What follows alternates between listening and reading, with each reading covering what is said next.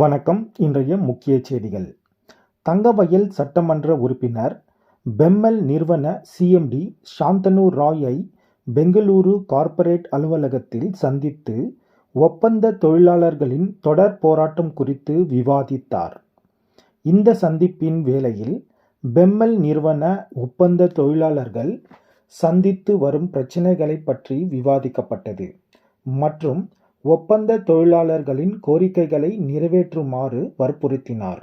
எம்எல்ஏவின் மனுவை பெற்றுக்கொண்ட சிஎம்டி தான் ஒரு அதிகாரி என்ற முறையில் தான் எந்த முடிவும் எடுக்க இயலாது என்றும் அனைத்து விவகாரங்களும் மத்திய பாதுகாப்பு அமைச்சரின் கவனத்திற்கு கொண்டு செல்லப்படும் என்றும் தொழிலாளர்களின் கோரிக்கைகளை நிறைவேற்ற அமைச்சர் அவர்களிடம் கேட்டுக்கொள்ளப்படும் என்று தெரிவித்து இருக்கிறார்.